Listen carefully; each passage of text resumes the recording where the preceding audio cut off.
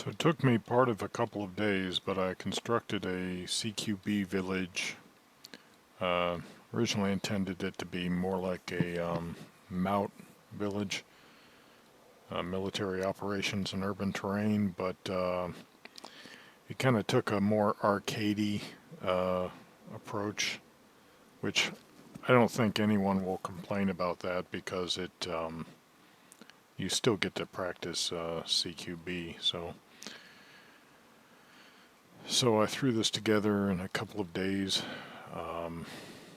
Give you a little overview. You can enter from any of the four sides. This is in the C3 sector. Details for connecting to the server will be in the video description.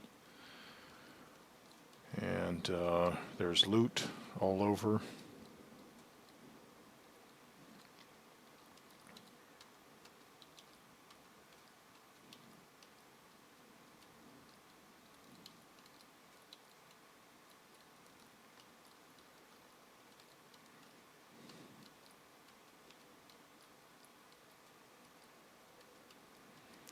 So, because of the lack of grid lines when you're building in the game, it kind of looks like the layout kind of looks like trash in places, but I don't think it really matters. Once you're in it, the effect is going to be the same. As I wrapped up finishing building up some of this map, I started getting lost in it myself, and I'm the one who built it. So I think other players will experience that kind of disorientation too. You still have your compass, of course, but you'll see what I mean when you get in.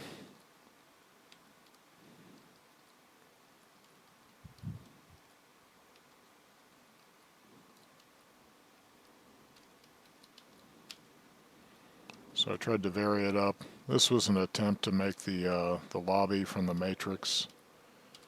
It didn't really work too well. Again, lack of grid lines. Started closing in towards the end, but still presents its own challenges.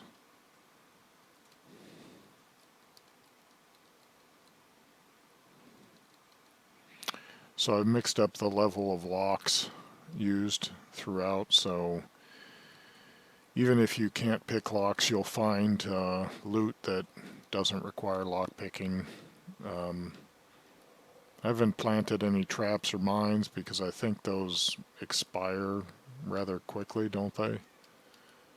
And I'm not trying to constantly maintain mines just for that effect. And I wouldn't use explosive mines in this. I would use like warning mines. But if a player enters by himself, he can wind up setting off lots of those warning mines, and then they'll serve no purpose anyway. It's better to just have the mines in loot, and then players can use them when they know there might be a reason to use them. So this part was loosely based off of the movie The Great Raid and the layout of the prisoner of war camp the American soldiers were in. So you have to, unless you jump over the barbed wire, which will make you incur some damage, you have to make your way to the middle to access the areas. There will probably be players that wind up jumping over anyway. But it provides some deterrent. This was an attempt to create some grocery store aisles and the dynamic that provides. Aisles could be longer, but ran out of some space.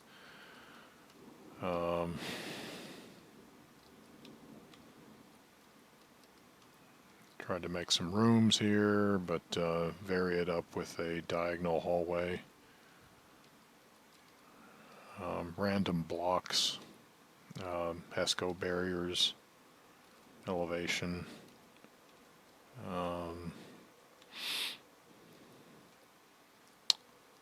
About 3/4 of the way building, I realized that there were the log sheds that I could use as objects also. And so that's it.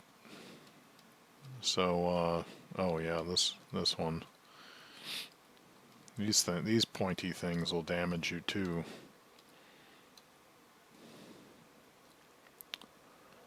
So please come try it out. Like I said, details, info for connecting to the server should be found in the video description. And our server has a trading post that's manned by a live human. I plant Easter eggs all over the map to encourage exploration. I place them in hard to find or hard to reach locations so that players get to appreciate the full content provided by the developers. Because too often those of us who have played the game for a long time, we learn where the loot isn't, and then we wind up never going out there. And I want players to see all the magnificent views that are found in the game, and visit all of the interesting places, the large points of interest as well as the small points of interest.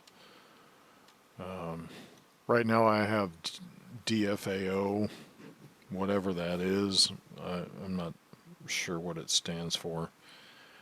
I could look it up, but anyway, I've got that disabled because I found out it's the cause of these weird, like, glistening shadows, if that's the right word, like amorphous shadows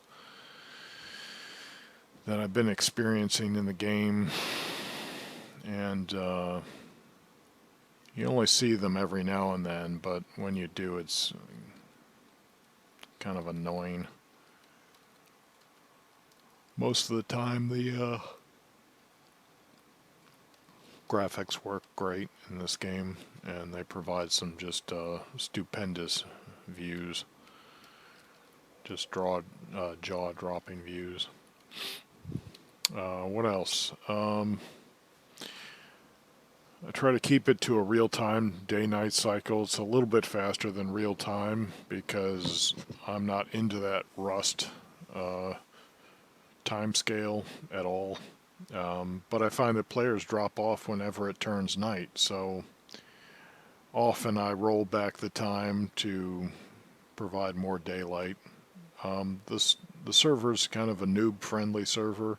I try to balance out the difficulty between beginners and experts.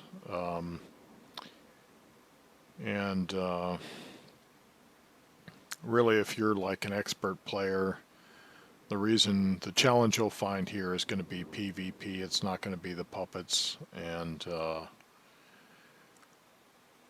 although, you know, a beeper has been known to take all of us down to 0 at times.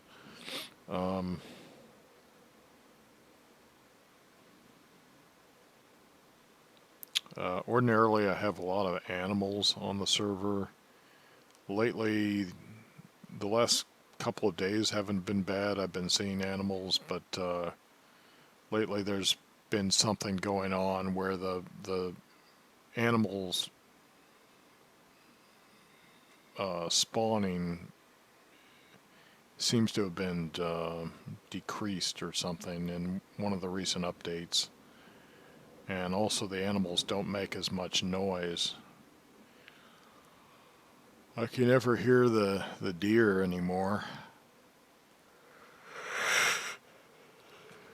And it's not just that you can't hear them, it's that they're just not there. You're not seeing them at all either.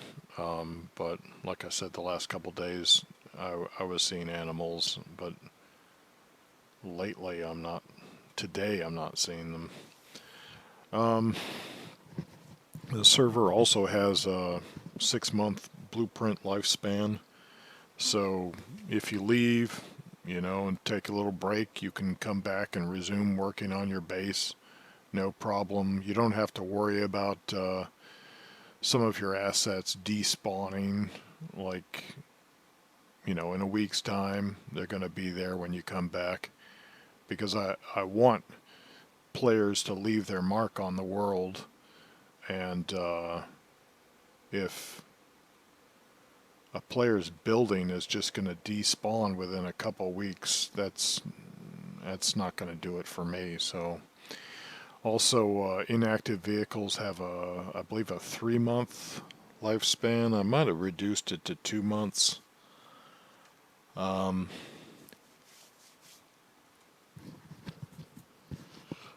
Because I want vehicles to stay where they lay. I don't want them constantly respawning all over the map. One reason for this is that I have been known in the past to, as I play on the map myself, which I've had more time for that lately, but not in the last couple days, I'll go around and fix vehicles up because it increases my engineering skill and put some basic survival items in the vehicle and then leave them somewhere where they're easily seen and found. And sometimes I've benefited from that because I've died and I've respawned, and then I've been able to hop into one of the vehicles that I left for someone else. So I try to do that. There are probably a couple of other different server settings that I have on this server. Oh, no mechs. Until the mechs are more like Generation 0, I have no interest in them. No drones. To me, all they're just a weird distraction. There needs to be a real game mechanic behind the drones. In my opinion, that should be players should be able to spectate on all the players in the game, not have access to global chat, or really any of the chats, but be able to provide little care packages, in the manner of Hunger Games, by spending their fame points that they've earned as player characters. They could spend some of their fame points, buy a little care package, and then drop it, for a player that they like. And if they do that through a drone, then, in my opinion, drones would have a purpose. But right now, they don't. So I've got them disabled. Another thing we have on this server is a Tech 1 squad that you can join. We'll provide the uniforms and the gear and the weapons and the ammo and everything you need to do your job, but there are rules of engagement that you must follow, and you may find that restrictive if you don't mind playing a law-abiding cop on an RP server in other games. Then you might enjoy playing a Tech 1 squatty, guard, security personnel on this server, because there will be restrictive rules of engagement. You're not supposed to intervene in the battles between contestants. You're not supposed to get aggressive against the contestants. Your job is to protect the Tech 1 properties, prevent trespassing, protect Tech 1 supplies, transport Tech 1 supplies from where they're delivered to your base, wherever that is.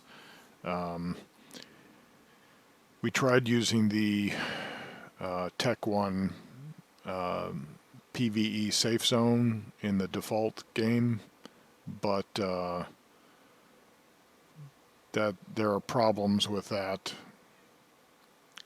that griefers can take advantage of. So what winds up happening is the Tech 1 really has to create its own base.